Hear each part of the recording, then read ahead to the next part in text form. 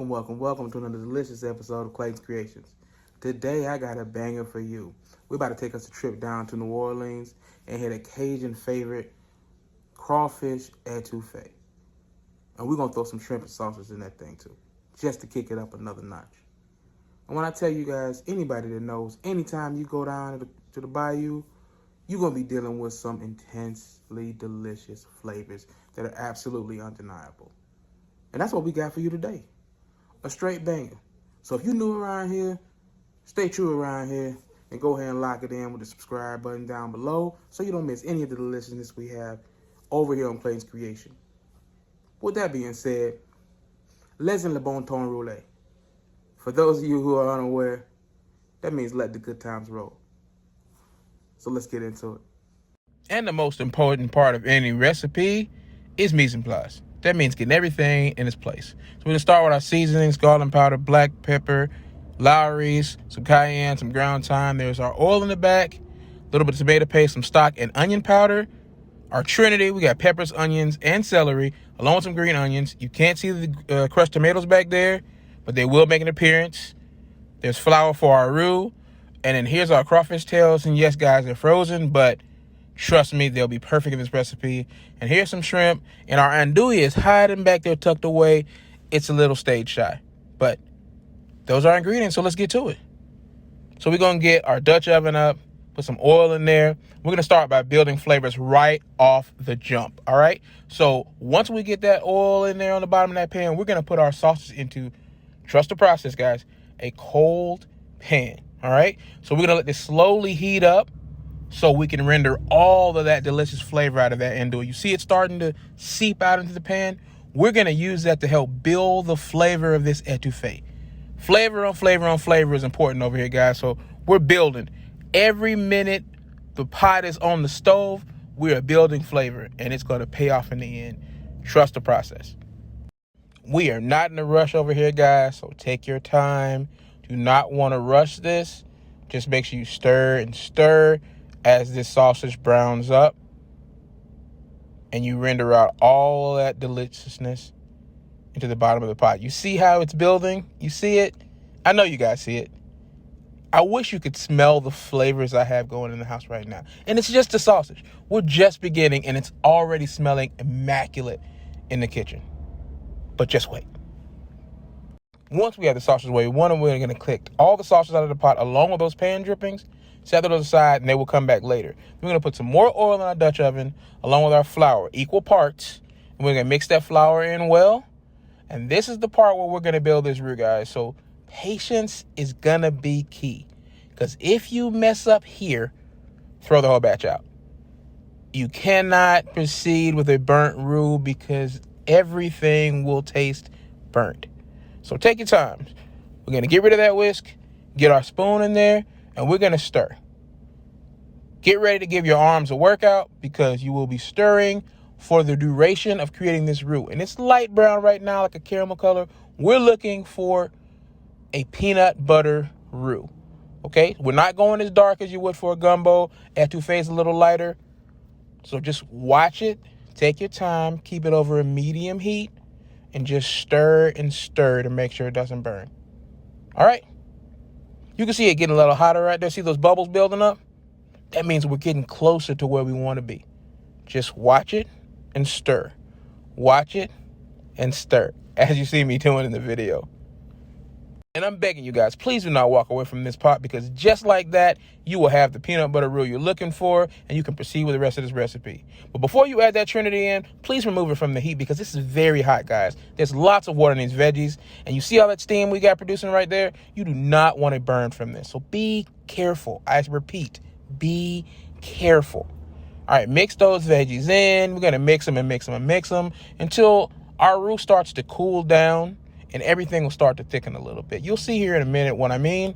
We got some bubbles going. It's still very, very hot, and it's boiling rapidly because of that. That oil and that water together is going to always be a violent combination, so you got to be careful. You see how things are cooling off? It's starting to thicken up. You see that color coming through with all those vegetables? Looking absolutely delicious right now, but we still got more to do. So hang tight. And once it's cooled down, we can add our garlic in there because you do not want that garlic to burn, all right? So we're going to add about 2 tablespoons of tomato paste as well. We're going to mix that in and get it incorporated well. And once we have done that, it will be time to notch the flavor up again because it's time to bring in our seasonings, all right? So if you know me and you've been around here, we're going to put the usual suspects in there, and that's our onion powder, garlic powder, salt, and pepper. Now today, we're going to add some cayenne for heat, along with some thyme for some extra flavor.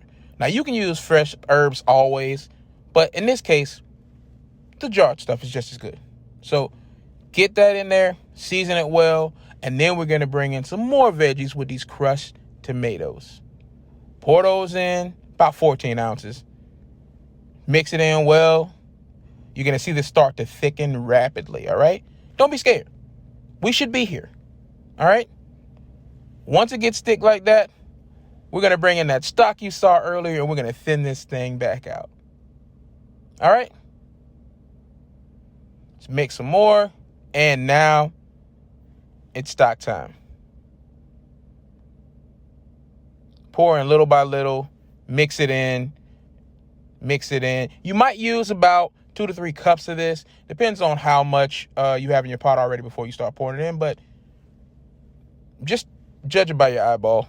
It should look about like this once you've added your stock. And then we're going to let this simmer a little bit. After about 10 or so minutes, we're going to bring all that delicious protein back. All right, start with that sausage and that oil from earlier. You didn't see me add it, but trust me, those pan drippings did go in. Mix those in. Then we're going to season this shrimp up with the usual suspects, of course. And we're going to sear them because we want color, because brown food tastes good. So we're going to season those. Only sear one side because it will finish cooking in the pot. So you see me putting the seasonings on here, adding a little oil, mixing it well. When you're done, before they go into a hot pan, your shrimp should be well coated with seasoning. They should look like, about like this. And then once they're cooked on one side, we're going to add them to the pot as well. And now the only thing left to do is mix those up and add in our last protein, the star of this occasion, those crawfish tails. All right, so I'm putting a couple handfuls in here, mixing them in a little bit at a time. I did add a little more than you see right here, but I'm going to mix those in. Remember, presentation is important. So I did set a couple aside. You'll see those later. But for now, mix it in well. And then the last ingredient, little green onion for health.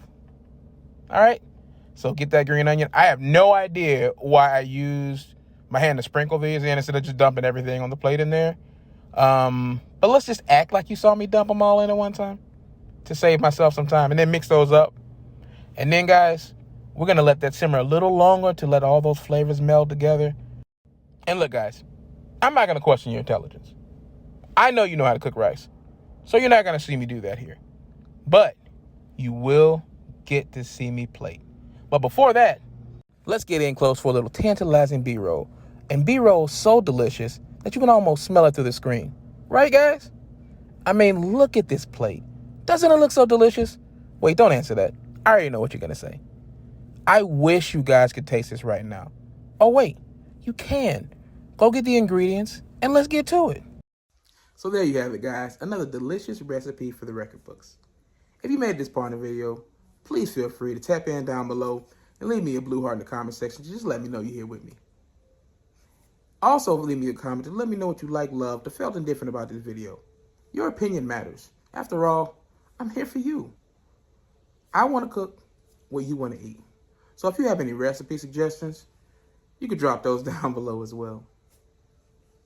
If you're new around here, I hope this isn't the last time. So stay true around here and hit the subscribe button so you don't miss any of the new hotness that we have coming to you from over here at Clayton's Creations. To all my familiar, I thank you for taking the time out of your day to stop by and see what we got going on. And before I get out of here, I'd like to leave you all with a salute. Till next time, guys.